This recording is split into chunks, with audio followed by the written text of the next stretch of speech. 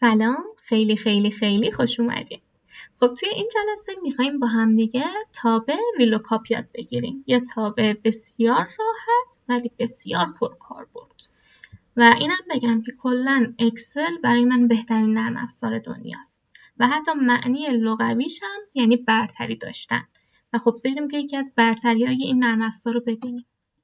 خب فکر کنین ما توی کسب و کارمون، توی بیزینسمون مثلا تقریباً 500 تا مشتری داریم تا این پایین که هر کدوم از این مشتری‌ها یه کدی دارن و خب مشخصاً هر مشتری اسمی هم داره دیگه. مثلا اینجا حالا مشتری 1 2 3 و هر کدوم از این مشتری‌ها هم یه شماره تماسی دارن. خب حالا یه اتفاقی افتاده، کارفرمای ما، همکار ما یه سری کد به ما میده، این کدا رو، و از ما میخواد بر اساس این کدها بریم اسم مشتری و شماره تماس مشتری رو پیدا کنیم. ببینیم اینجا من چند تا اطلاعات احتیاج دارم. اینجا اینطور که میبینین تقریباً من باید 50 نفر رو اطلاعاتشون رو پر کنم. و خب اگر ذره‌ای با اکسل آشنایی داشته باشین، اولین کاری که انجام میدین اینه که میزنین روی کیبوردتون کنترل F و اینجا مثلا اولین کد رو سرچ میکنین، میزنین 1232. اینجا میاره دیگه، میگه کد 1232 اسم مشتریش اینه، شماره تماسش هم اینه. و خب شما از اینجا کپی میکنین، میرین اونجا توی اون سلول ها پیست میکنین. ولی خب کار زمان بریه و شما تقریبا شاید اگر سریع پیش برین این 50 تا رو بخوایم پر کنین 1 ساعت شاید طول بکشه. ولی ما میخوایم 2 دقیقه کار رو تموم کنیم بره. و خب یعنی ببینیم چی کار میشه کرد. اینجا داخل این سلول میخوایم چیکار کنیم؟ میخوایم اینجا بگیم که نام مشتری مربوط به این کد رو به من بده اکسل عزیز. خب چون میخوام فرمول بنویسم، می‌نویسم مساوی. میخوام از کدوم تابع استفاده کنم؟ ویلوک پرانتز باز. خب ویلوکاپ میخوام برام این سلولو که انتخابش کردم، یعنی شماره G2، این سلول رو یه نقطه ویرگول که جدا کنه. این سلول رو بری برام از این داده هایی که دارم پیدا کنی. خب میگه داده هات توی کدوم ستون هست؟ میگم توی ستون های A, B و C. و خب اینجا میگم پس داده های من از A هستند تا C. اینجا برام انتخاب کرد. دوباره نقطه ویرگول. خب حالا میگه الان از من چی میخوای؟ کدوم ستون رو میخوای؟ خب کد مشتری رو میخوای؟ نام مشتری رو میخوای؟ یا شماره تماس رو میخوای؟ من میگم اینجا برای کد 1232 نام مشتری رو میخوام دیگه.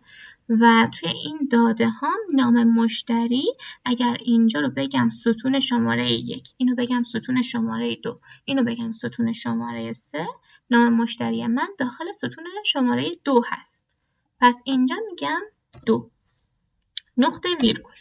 فقط یه مرحله دیگه مونده تا تموم شه. اینجا 2 تا کلمه میتونم بنویسم، یا true یا false. من می‌نویسم false، بعد میگم چرا نوشتم false. تمام، پرانتز رو میبندیم. فرمول ما به انتها رسید. حالا چرا نوشتم false؟ وقتی می‌نویسم false یعنی دقیقاً برو پیدا کن برای این کد چه نام مشتری وجود داره. اگر بنویسم true میاد میگه خب اشکال نداره اگر همچین چیزی در واقعیت وجود نداشت.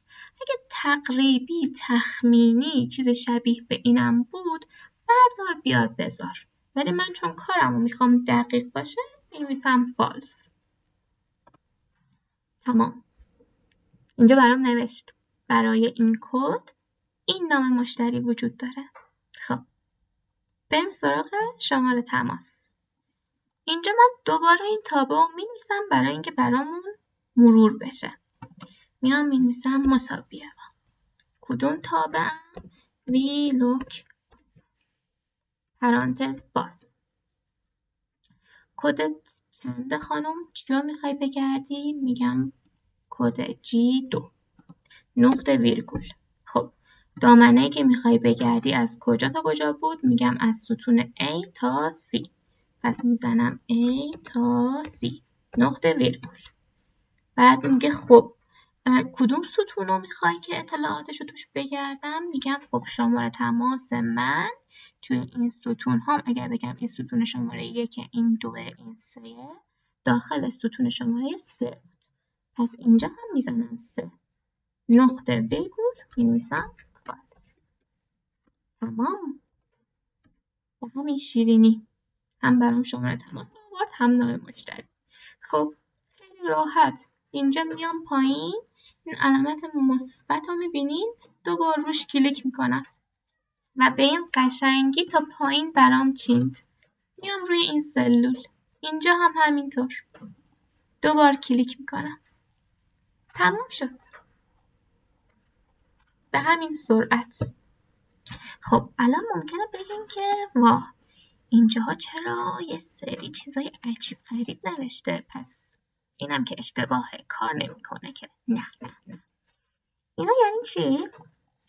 داره میگه این کدی که اینجا نوشتی کد 10100 اصلا توی این کدا نبود، اصلا این کد رو اشتباه نوشتی و اینجا برای همین میگه NA not available وجود نداره اصلا همچین چیزی.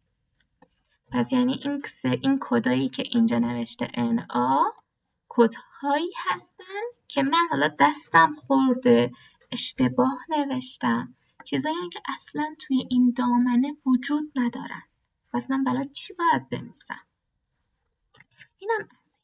خب اینجا میخوام بیام یکم کارمو قشنگ‌تر کنم. خب میگم که توی این 3 تا ستون میخوام بیام اینایی که اشتباه نوشتم و قرمز کنم که بفهمم این کدها الکی‌ان، اشتباهن.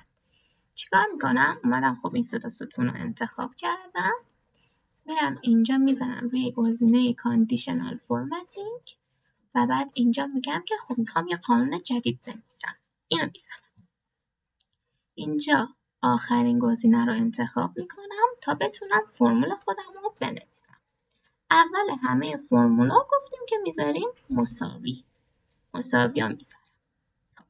میخوام بگم چیکار کنه؟ میخوام بگم خب مثلا چون H و I که با هم فرقی نداره، اگر چیزی توی H وجود نداشته باشه قطعا توی I هم وجود نداره.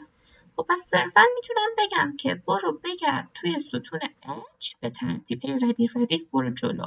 هر ردیفی که اینجا Hش not available بود برام قرمزش کن. چیکار میتونم بکنم؟ خب اینجا میخوام بفهمونم به اکسل که کدوم سلولا رو میخوام، سلول هایی که وجود ندارن. پس اینجا اختصاراً می‌نویسم ISNA یعنی is not available. اینو میذارم پرانتز باز. خب میگم که کدوم ستون رو میخوام فقط برام بگردی؟ میگم ستون H.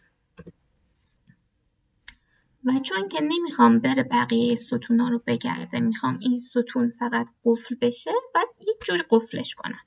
علامت دلار میاد برای ما قفلش میکنه.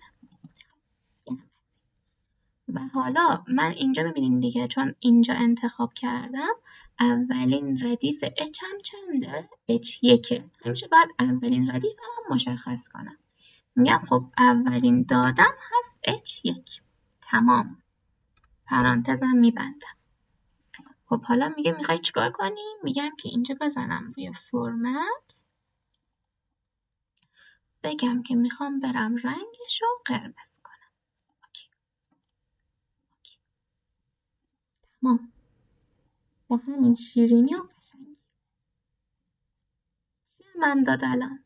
اینجا هم متوجه شدم کدهایی که به درستی وارد کردم نام مشتری و شماره تماسشون چی بود و هم میتونم متوجه بشم چه کدهایی اصلا اضافاً داخل لیست من نبودن از ابتدا.